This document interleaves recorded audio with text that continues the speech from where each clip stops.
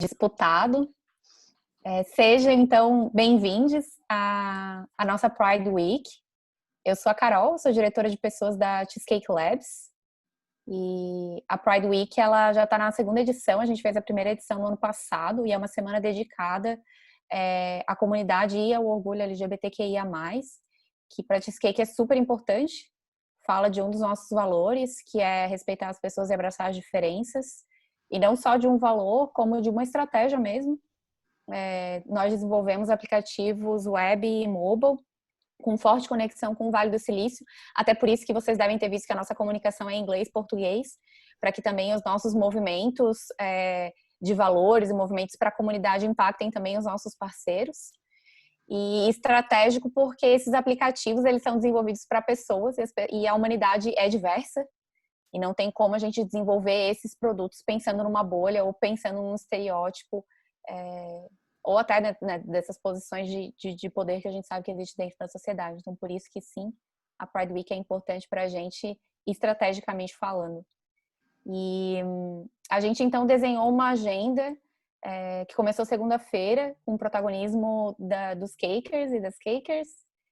E a gente teve várias agendas abertas também para a comunidade, como essa que a gente está tendo hoje. Hoje a gente vai falar, a Vitori, vai falar sobre ativismo digital, pautas raciais e LGBTQIA+. E a gente encerra a semana amanhã com o Rodrigo, que é psicólogo, falando sobre o processo dele de autoconhecimento e também o manejo dele como psicólogo na comunidade LGBTQIA+. Fica aqui o convite estendido a todo mundo. A Helena depois coloca o link para quem quiser acompanhar também amanhã. E antes de passar a palavra para quem a gente quer ouvir, que é a Vitori, não sou eu só queria lembrar de algumas regras que a gente adota por padrão nos eventos da Cheesecake, que são abertos para a comunidade, que é um combinado muito simples, que é a gente lembrar sempre do nosso recorte, de onde que a gente está partindo a nossa fala. Isso garante que a gente tenha muito respeito, que a nossa fala seja respeitosa por esse lugar de fala. O que isso significa? Significa que eu, Carol, por exemplo, não faço parte da comunidade LGBTQIA+. Então, eu não tenho como trazer aqui uma vivência ou trazer, sei lá, umas verdades. Eu trago perguntas, eu quero aprender, eu quero apoiar um movimento. Quem está aqui da comunidade LGBTQIA+, quer falar sobre a sua vivência, fica super à vontade. Então, é só esse único combinado. A gente deixou os microfones mutados por causa do ruído, mas conforme a nossa agenda for acontecendo, a gente pode ir desmutando. E a nossa comunicação vai acontecer pelo chat. Então, coloquem ali as impressões, enfim, a gente vai fazendo essa mediação para a Vitori, eu e a Helena. E se vocês quiserem desmutar, então é só pedir aqui no chat que a gente desmuta. E daí agora, bem mamileira, passo a palavra para a Vitori. Vitori, quem é você na fila do pão? Amo. Gente, boa noite. Eu sou a Vitori, então. Para começar, então, tudo isso, vamos partir da introdução, né? Meu nome é Vitori, sou sagitariana, sagitarianíssima, com muito sagitário no mapa. Eu sou de Concórdia, oeste de Santa Catarina, moro em Floripa faz alguns anos já. Eu me formo esse ano em marketing digital e ciência de dados. Já sou formada pela Universidade do Vale do Silício. Oi, Ed. Aí, esse é o rolê, entendeu? Já vou avisar vocês. Toda vez que pingar um negocinho aí, talvez eu vou focar, gente. Eu prometo. Mas talvez dê uma mexida aí. Mas oi, Ed. Já sou formada em marketing digital pela Universidade do Vale do Silício, no Nano Degree. Então, eu conheci o mundo do marketing digital bem por acaso. Não era meu rolê. Eu comecei estudando pedagogia.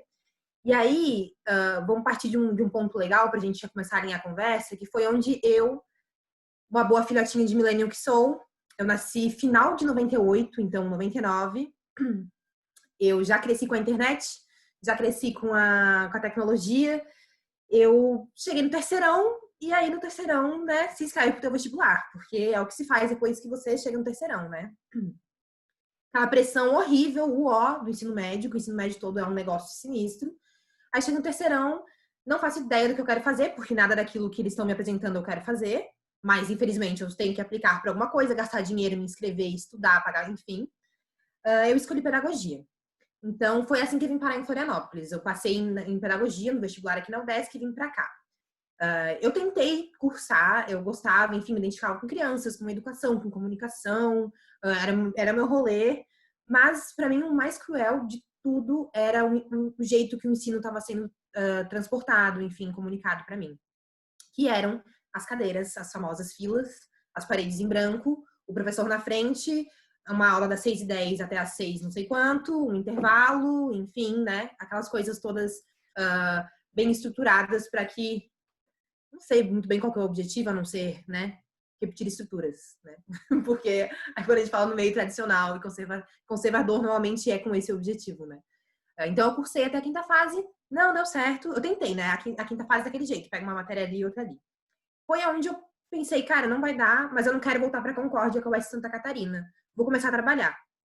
Porque eu queria, enfim, né? Toda a parte de emancipação financeira, tudo isso, comecei a trabalhar. Foi onde eu conheci o mundo do marketing. E aí, quando eu conheci o mundo do marketing, foi incrível, porque eu nunca me dei bem com números. Nunca, nunca, nunca. O que é irônico, porque hoje eu trabalho com dados e análise de dados. Mas na escola, do jeito que eu aprendi, parecia que não era para mim.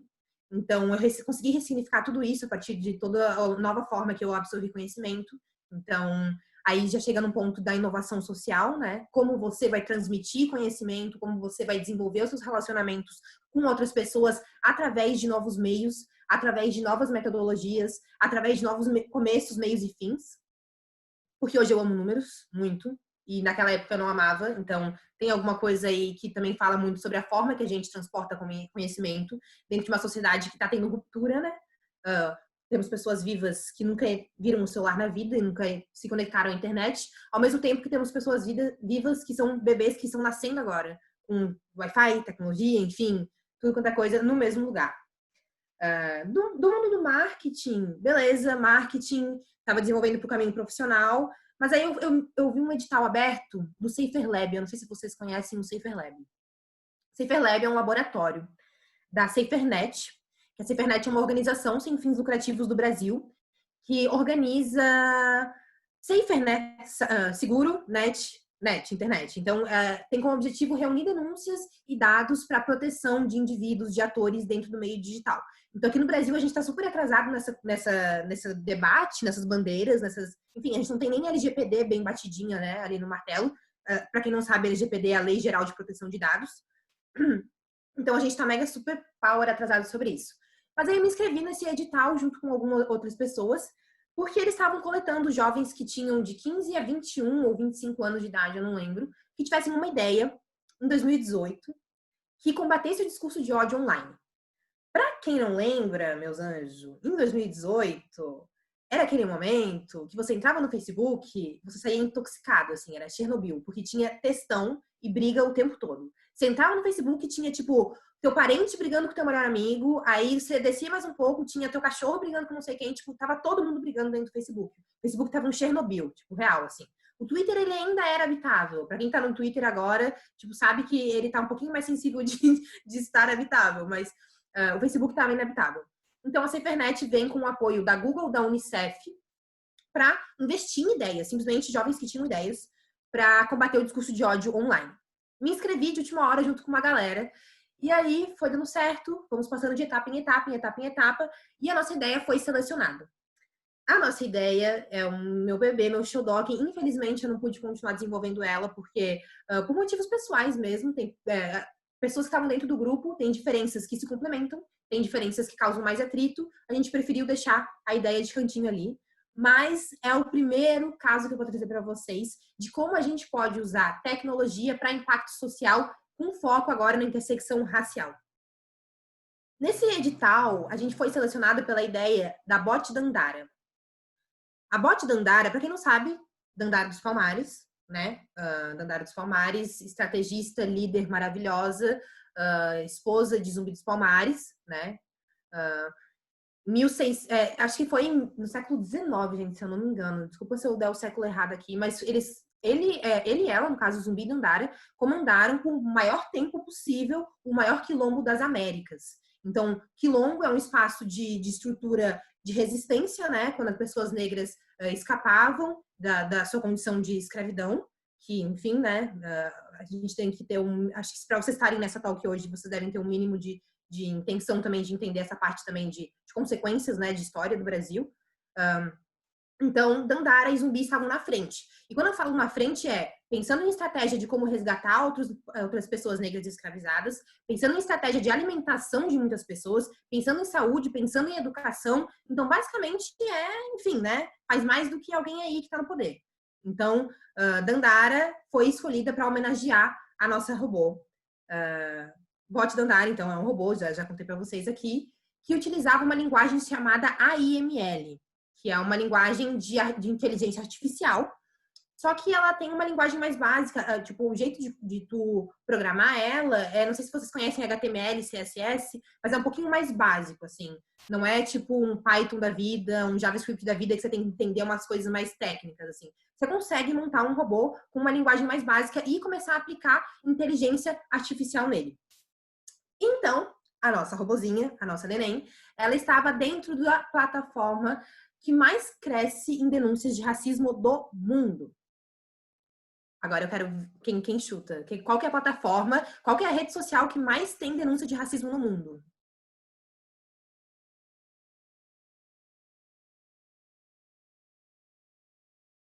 Ai, gente, um chutinho. Obrigada, Edi. Instagram? Eu estaria Instagram. Ó, chutaram o Twitter. Arrasaram. É o Twitter. A Talula tá aí, não vale. Você sabe onde é que tava a bot Dandara. Mas tá, tudo bem.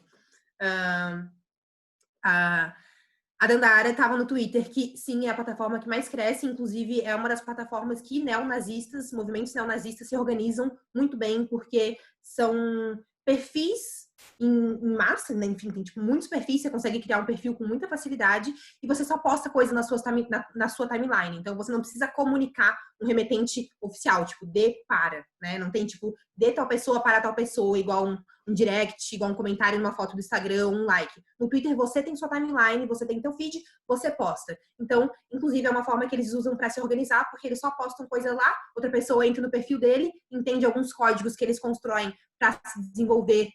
É muito triste, gente, mas infelizmente é assim que as pessoas atuam e tá lá. Então o Twitter, ele é basicamente um limbo neonazista, sem a gente saber por onde estão esses limbos neonazistas. Assim como o YouTube, mas o YouTube é outra forma de processamento de dados, porque é vídeo, né? Mas agora eu vou falar de caracteres mesmo, que é o Twitter, que são palavras, letras e números.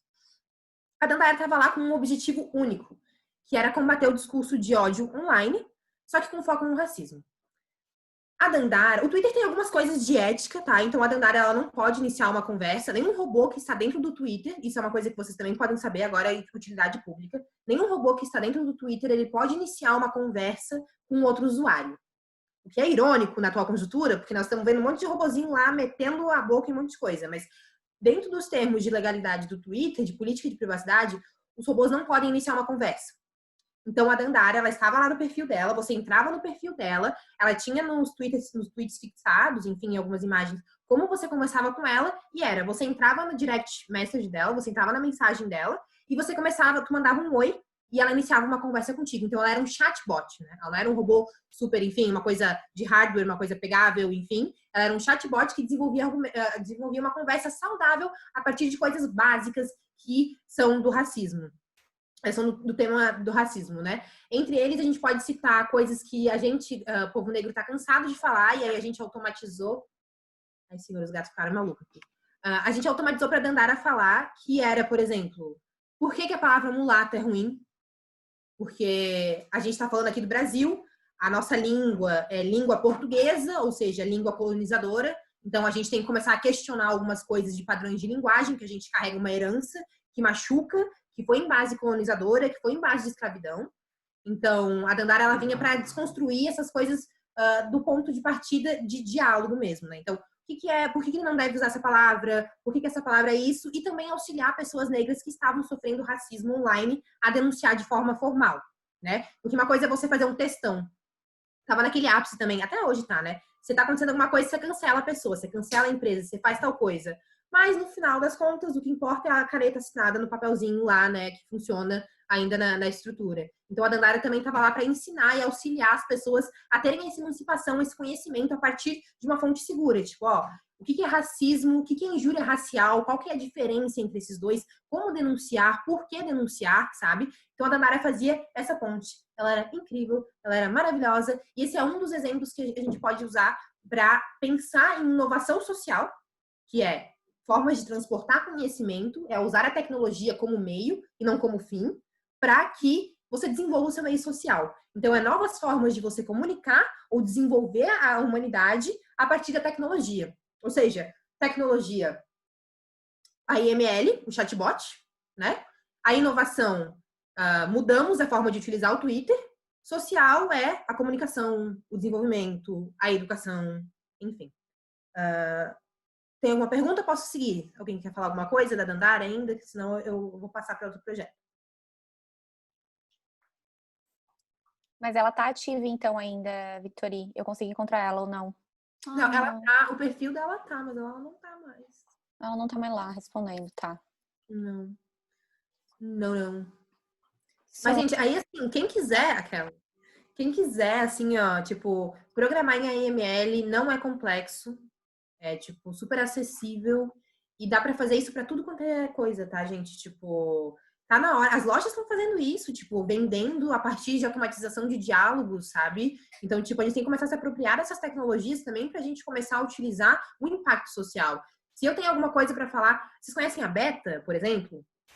A Beta é outro robô que é uma automatização que existe para anunciar notícias, temas, PLs, coisas que estão em andamento no judiciário, no legislativo, enfim, do Brasil.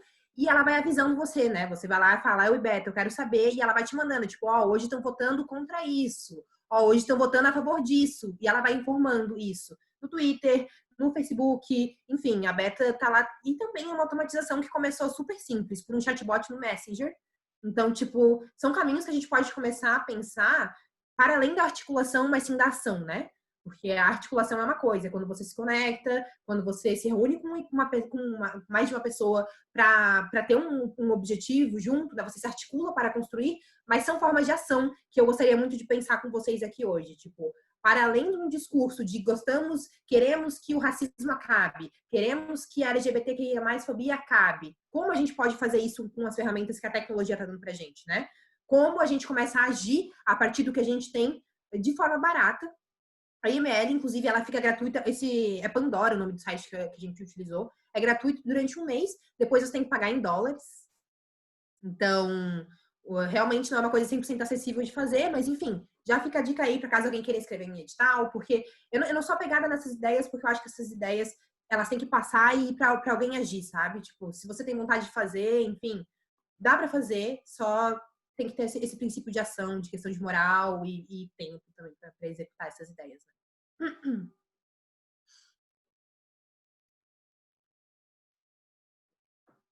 Tá. Alguém queria falar alguma coisa? Eu posso seguir. Pode seguir, Vitori. Tá, massa. Vamos para um...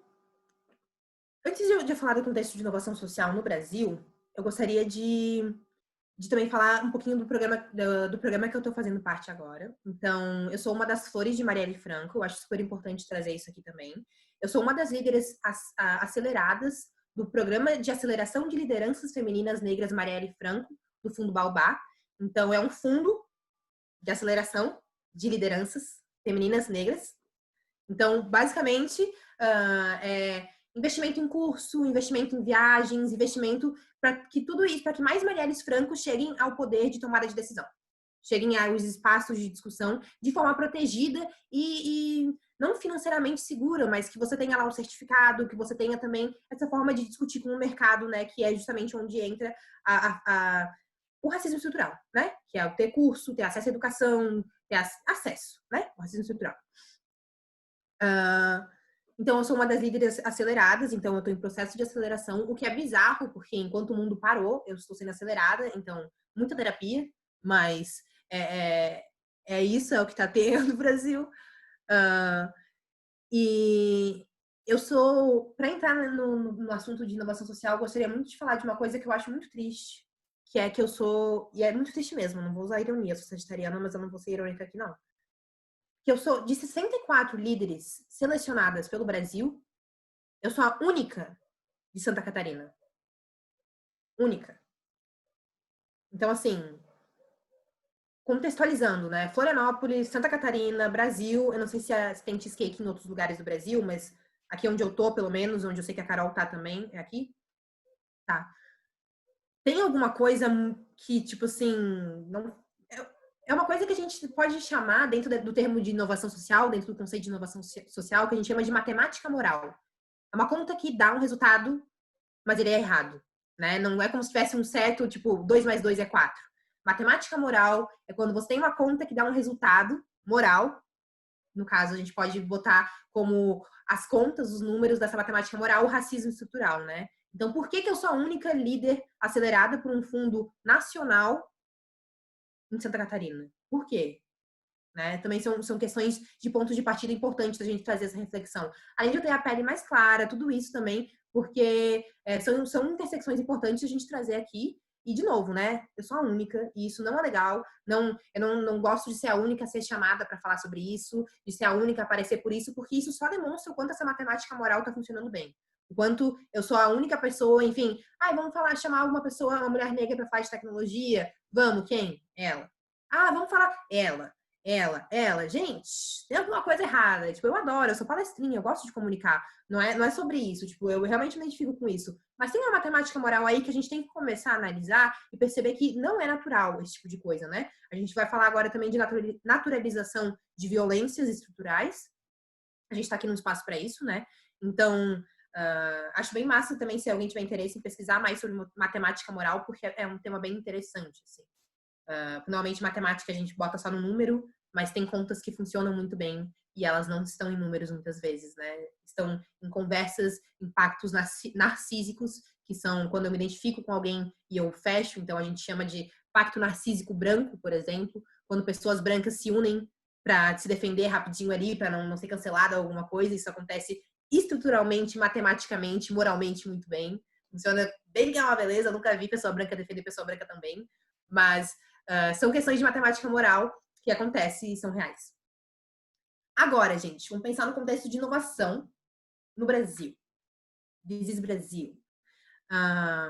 Brasil, um país gigante, tipo gigante, que mais do que nunca tem as suas desigualdades com um contraste absurdo. Então, no contexto de pandemia, eu vou trazer alguns dados, algumas coisas de realidade, mas eu não vou entrar muito nesse assunto porque dá gatilho em todo mundo. Acho que tá todo mundo sensível com esse rolê do Covid, então só passar bem por cima, assim, só pra gente ter uma contextualizada.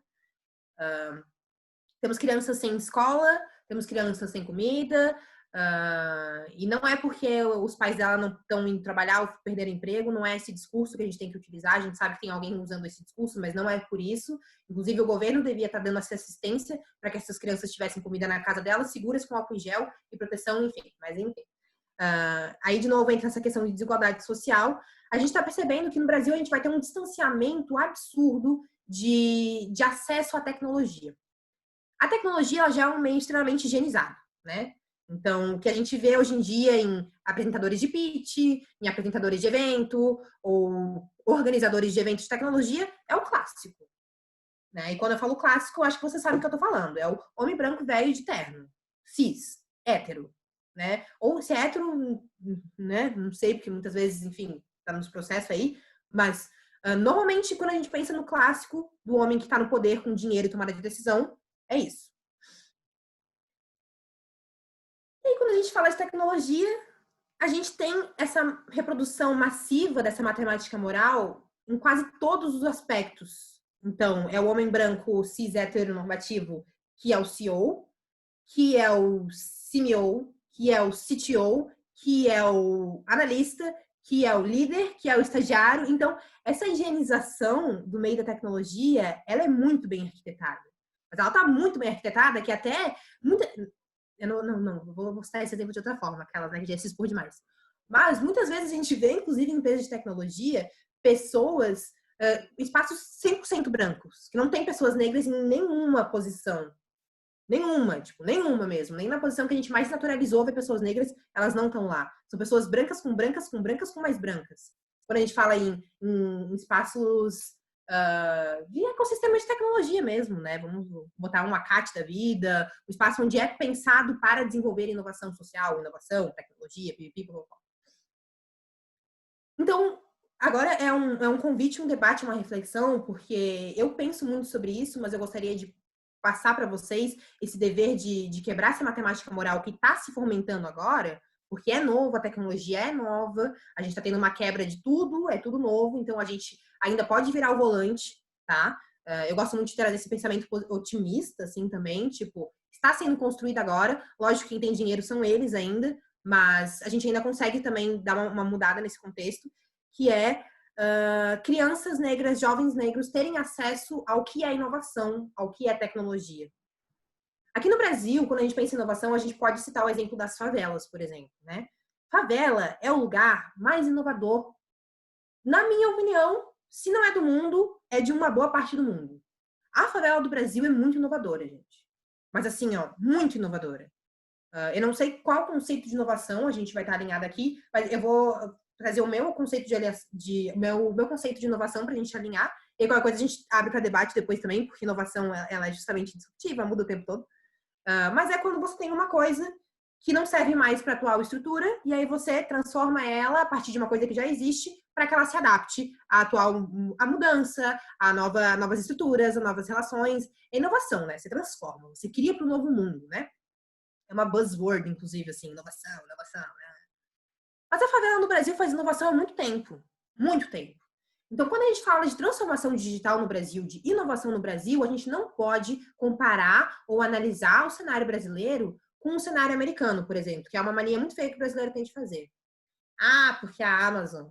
Ah, porque a Gulu Gulu. Ah, porque, sabe, tipo, a gente pega uns exemplos de umas empresas assim, beleza, a gente tem influência delas aqui, a gente tem elas dentro da nossa estrutura, nossos dados são levados por cabos marítimos da Google, América do Sul inteira, gente, você sabia dessa putaria?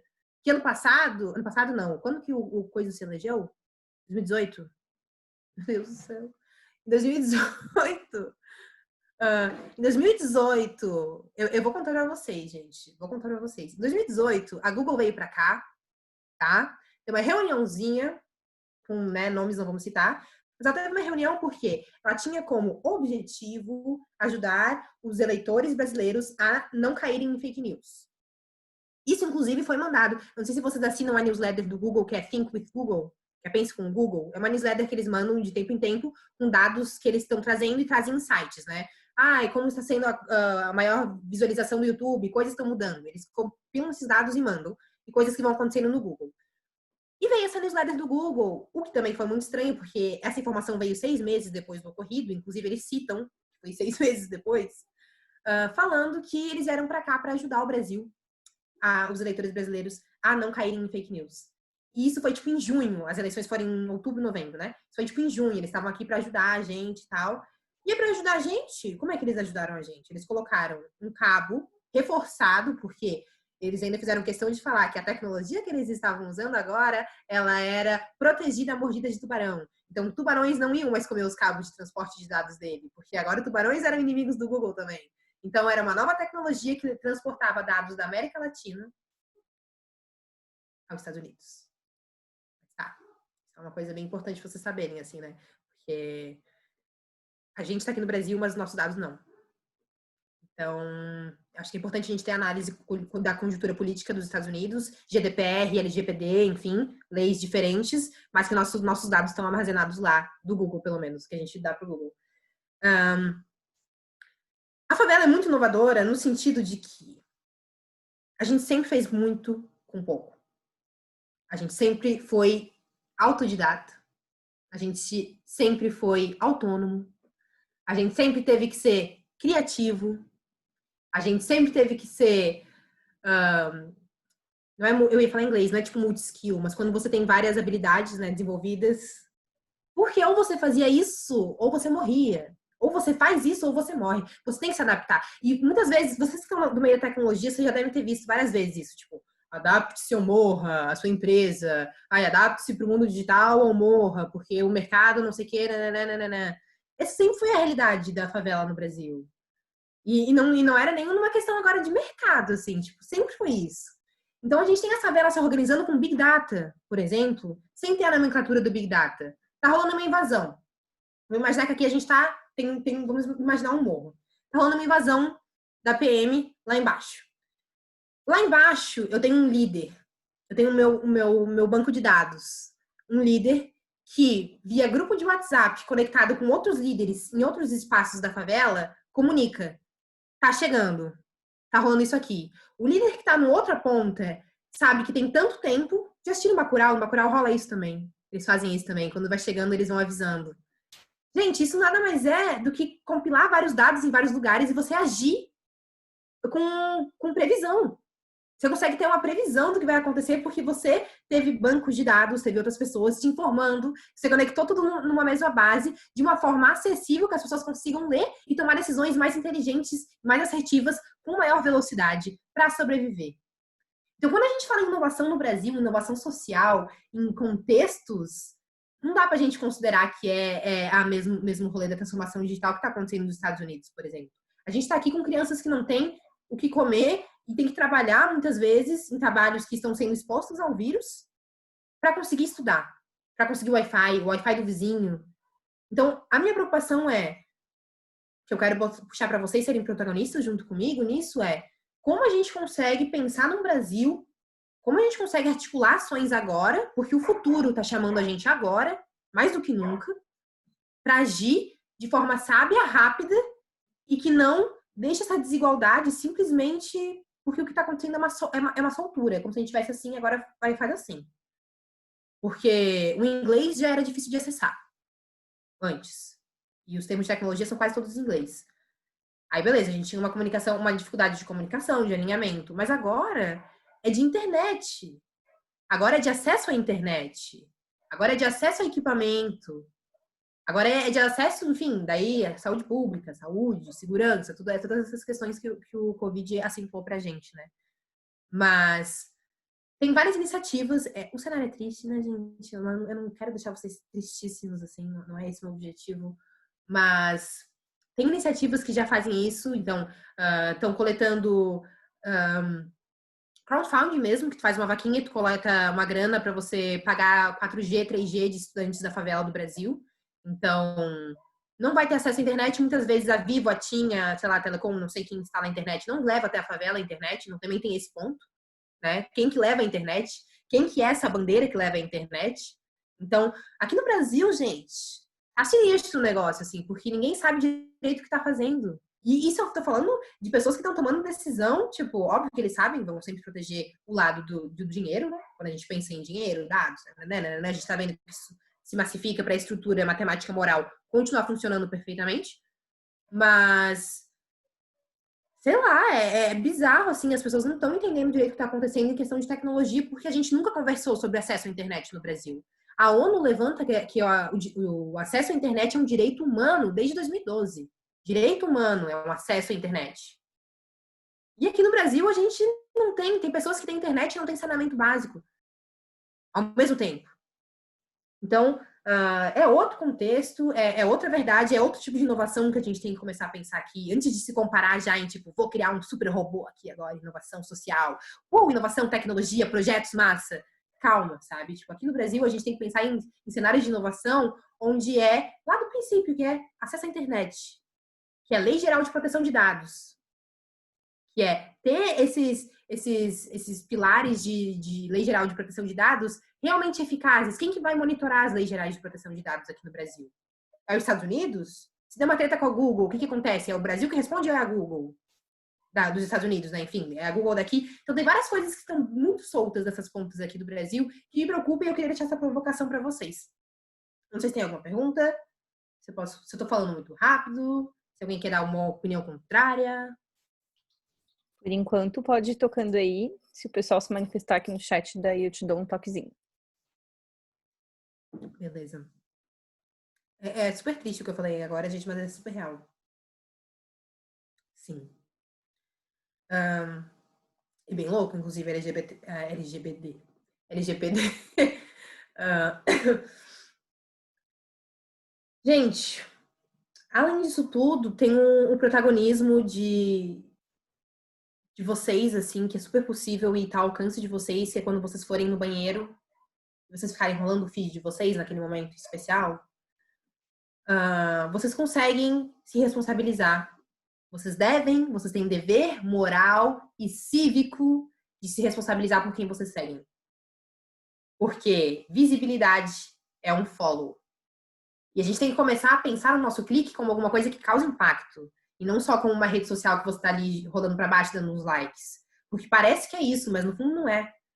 Tem pessoas que lucram em cima disso. Visibilidade, confiança, assuntos que esquentam. Isso é política hoje em dia, de uma forma que a gente não discute. Isso é política. Eu não vou citar como política pública, porque isso é outra intersecção pode dar meu know-how, né, da minha expertise, mas isso é uma política que acontece, que é uma pessoa racista ter mais de 1 milhão de seguidores e tá tudo bem, ela continua ativa. Isso é político dentro de uma plataforma de mídia social. E é político também quando você vai tirar 5 minutos da sua vida e dar uma olhadinha em quem você segue e dar uma conferida lá. O que está acontecendo? O que esse perfil está acrescentando para esse momento que está rolando agora? O que ele está falando? O que está rolando? E não é agora, vamos ser bem transparente aqui, não é sobre a cultura do cancelamento. A cultura do cancelamento é tóxica e ela parte de, muitas vezes, discussões sem embasamento, o que esvazia discussões extremamente importantes. Por exemplo, colorismo, LGBTQI+, enfim, de todas as diversas intersecções de corpos e corpos que existem no mundo, é muito perigosa essa cultura do cancelamento, inclusive. Não caiam nessa. Não entrem nessa porque tem um monte de gente estudando, tem um monte de gente fazendo um monte de coisa, e tem uma thread no Twitter com 5 tweets, com 5 links, você nem olha nada, você olha a pessoa, você cancela. Não é sobre isso. É sobre você ter o dever moral e cívico de se responsabilizar por quem você está dando visibilidade. Por que post você está curtindo? Por que hashtag você está curtindo? Isso é política também. Isso é uma ação que está totalmente no controle de todo mundo que está aqui me ouvindo. Não é pensar em ações, vou construir um robô agora, um chatbot, porque eu preciso fazer alguma coisa, tá muito sinistro. Não. Dá para fazer? Dá. Se você quiser fazer e trocar uma ideia, a gente pode. Mas são ações que são micro. Mas que é igual quando a gente pensa assim, não vou votar. É só um voto, né? Se não votar, não vai dar nada. Ou, não vou fazer isso porque, sou só eu, né? Uma pessoa só, não vai dar nada. De 1 em 1, meus anjos, a racista tem 1 milhão de seguidores. De 1 em 1, o Chernobyl lá tem 1 milhão de seguidores. Então, agora, você tem que ser a pessoa que entende essas ferramentas de inovação social que estão sendo muito bem utilizadas para eleger políticos perigosos, porque eles utilizam desse meio para isso, para dar um follow naquela pessoinha que tá falando merda. Pra não sair cancelando, mas vai seguir outras pessoas, sabe? Dá tua visibilidade, dá aquele tempinho que o Instagram conta no algoritmo dele como índice de qualidade, que os marqueteiros digital aqui devem saber disso que eu tô falando, que tipo, é o tempo que você passa na página da pessoa, quantas fotos você entra, você sai, follow, curtida, interações, enfim, milhões de métricas que o algoritmo é inteligente consegue entender o índice de qualidade de uma página a partir disso, e dá um follow. Clique. Isso é político hoje em dia. E mais do que nunca é muito político, porque a gente tem um monte de gente falando sobre racismo, um monte de gente criando arte, um monte de gente falando sobre questões que não são de racismo, que são extremamente importantes para a atual conjuntura, que estão lá, apodrecendo escondida no algoritmo. Porque a gente falou para o algoritmo que aquela racista de 1 milhão de seguidores é mais importante. Porque você está seguindo ela. E você está curtindo as fotos dela sem saber que ela é racista. Porque você e seus amigos curtem essa mesma bolha. Então, o Instagram tem um algoritmo racista. Porque a sociedade é racista. E a sociedade compõe o algoritmo do Instagram. Então, mais do que nunca, é a nossa hora de hackear isso. Parar com que essa matemática moral dentro do algoritmo funcione tão bem. Esses conteúdos que são selecionados, essas páginas que caem e depois sobem. Tudo muito estranho, né?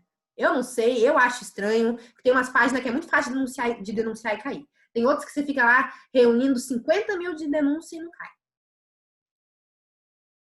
Enfim, são questões que eu penso, eu e Deus, mas, né, estamos aqui num ambiente de conversa para falar sobre isso, mas tem forma de a gente começar a hackear e se posicionar perante esses racismos tecnológicos que estão acontecendo, sobre essa higienização excessiva de racismo algoritmo, que é um termo que já existe. Se o Bahia fala muito sobre racismo algoritmo, que está acontecendo, sobre misoginia algoritmo, que está acontecendo. Então, dá pra gente fazer coisas ao nosso alcance que mudam o mundo, que mudam o algoritmo.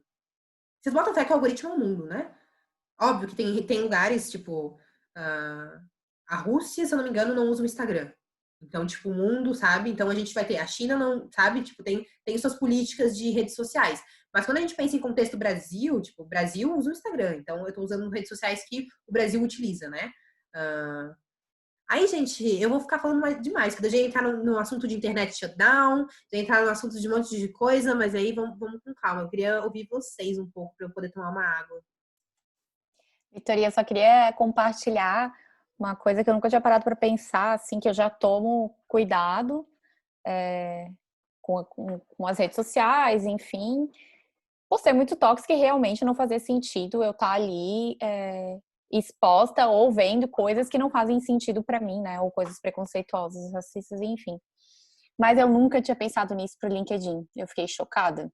Porque LinkedIn é uma rede de, até então, assim, profissional, né? E eu recebo muita solicitação de conexão, acredito que por causa da Cheesecake, dessa posição de RH, e eu aceito porque daí eu amplio a possibilidade, inclusive, de alcance das vagas que a gente divulga, para que chegue nessas pessoas, na conexão dessas pessoas. Então, LinkedIn é a única rede que eu não tinha filtro, assim, né, para as conexões. Até essa semana, assim, em que amanhã é o dia do orgulho LGBTQIA+, uma pessoa que realmente eu não conheço pediu para se conectar, fez um post extremamente preconceituoso, assim, para a comunidade LGBTQIA+. E eu fiquei chocada, eu falei, gente, mas não pode ser que agora até aqui isso está tomado. Quando deveria ser uma rede disso, assim, né, de compartilhamento e questões profissionais, enfim. Fiquei muito chateada. A matemática moral, ela funciona muito bem. Isso que é o pior.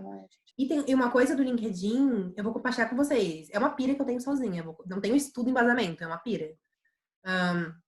Vocês não acham louco? Eu não sei se vocês usam Twitter também. Vocês usam Twitter? Tá.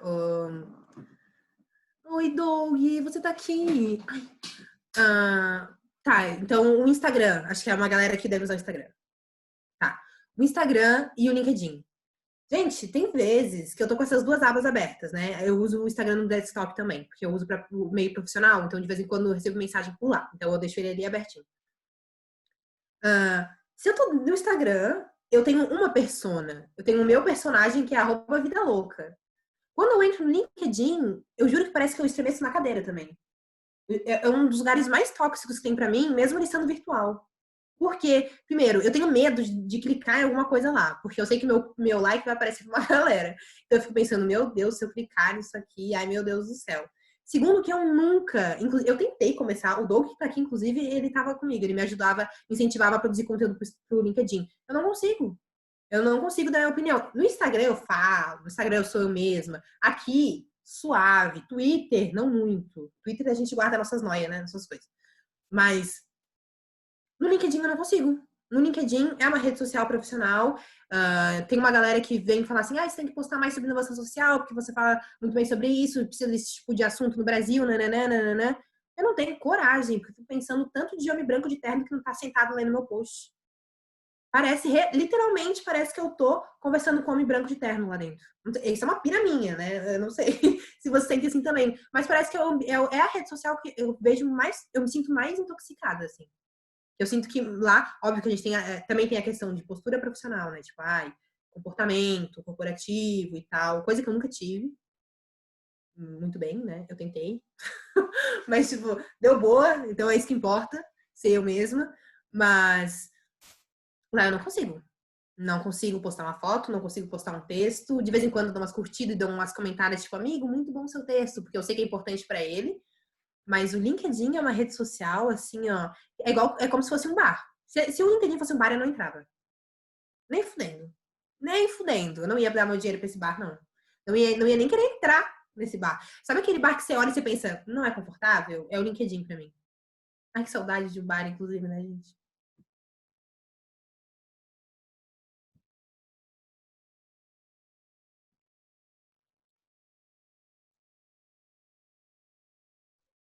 Viu, Vitória? Eu tenho uma dúvida.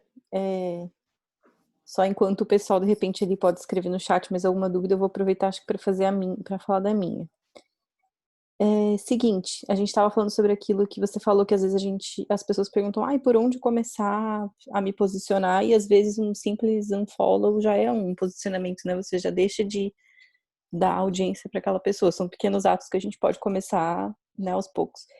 E eu sei que às vezes surge muito essa discussão do tipo assim, tem alguma coisa muito absurda acontecendo aqui, e a gente quer que o povo veja quem é de verdade essa pessoa que tá falando absurdos, mas a gente tem que tomar cuidado para não acabar sem querer divulgando mais ainda essa pessoa quando a gente tá compartilhando aquilo com o mundo, porque os algoritmos às vezes vão entender que aquilo ali tá bombando, e não que aquilo ali é problemático porque a gente disse. Então, sabe, às vezes eu fico em dúvida, sim, no equilíbrio dessas coisas. Então, às vezes vale mais você ficar quietinho lá e não falar nada publicamente, mas denunciar aquele conteúdo, né? Porque, enfim, daí você não tá dando tanto palco em relação ao algoritmo, mas você tá denunciando.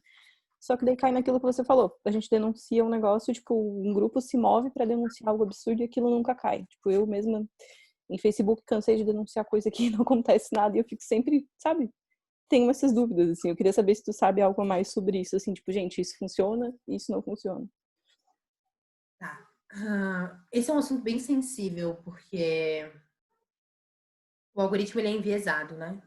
Então, como você falou agora, tem páginas que caem, tem páginas que não caem.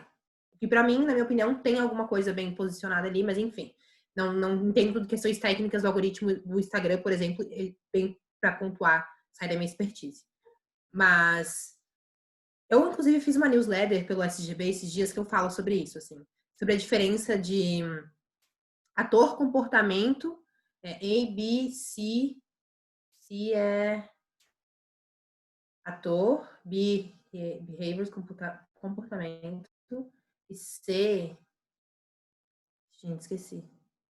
Mas enfim, é basicamente, tipo, a forma que a internet se organiza de forma cultural. Então, beleza, o Instagram tu vai divulgar, tipo, gente, esse conteúdo aqui é muito tóxico, olha essa mulher que otária, enfim, racista, nananana. Aí você vai lá, clica na festinha e você coloca no seu story. Você marca ela, aí você manda a galera, enfim, aí gera um monte de cliques naquele post, aí as pessoas entram no perfil dela, o Instagram pensa, tipo, tá tendo vários acessos e tal. Aí entra de novo nessa questão da responsabilidade que a gente não tá tendo sobre entender o que é a política do algoritmo, assim. Porque, por exemplo, se a gente. O índice do algoritmo do Instagram, ele não é qualitativo. Então, ele não vai falar isso esse tanto de acesso está sendo porque é bom ou se está sendo porque é ruim. Ele não vai, ele não tem essa. Óbvio que com várias tecnologias ele tem. Se ele conseguir unir vários dados ao mesmo tempo, né? E dar para o teu feed específico, para o seu DNA digital, que você fala para ele que você gosta, ele vai te induzir para esse tipo de conteúdo.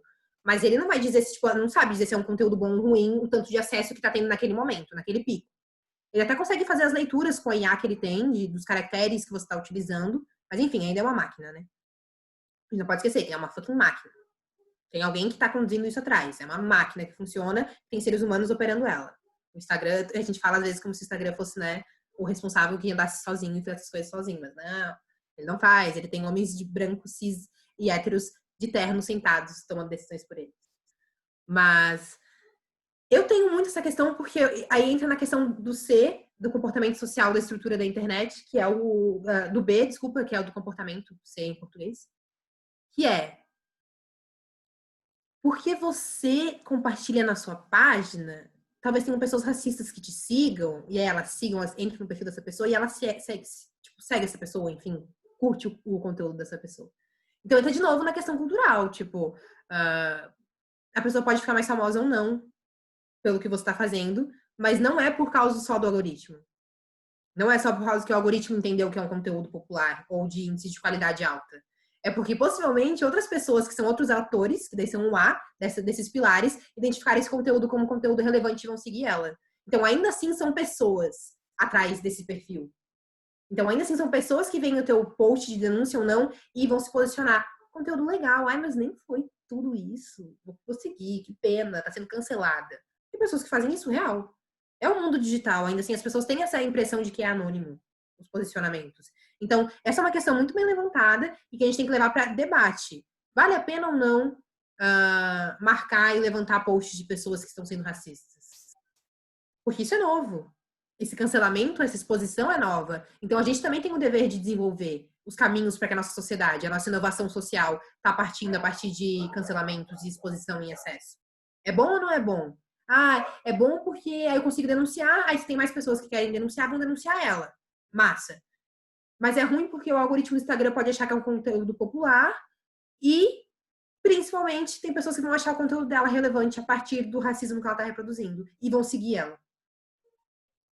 Então, de novo, entra na questão social. Não adianta, não tem tecnologia, não tem rede social que não vai ser não tóxica enquanto o ser humano tiver essas reproduções de bias, né, de cultura, de tipo, quando o ser humano reproduzir isso, quando a gente não pensar em comportamento do ser humano dentro do ecossistema online, que aí entra LGPD, governança de internet, tudo isso, e quando a gente não tiver uma ética moral bem transparente e funcionando de uma forma de matemática moral dentro do ecossistema digital, não tem como a gente saber.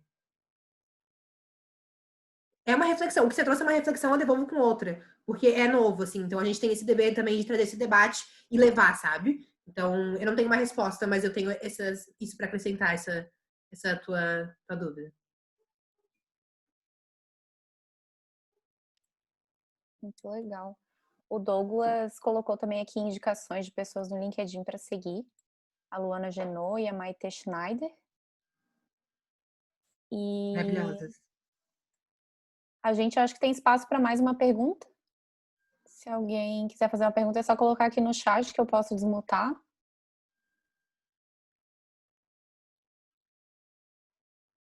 O pessoal tá tímido. Eu amo esse momento. Alguém quer falar alguma coisa? Aí fica no silêncio, todo mundo fica assim.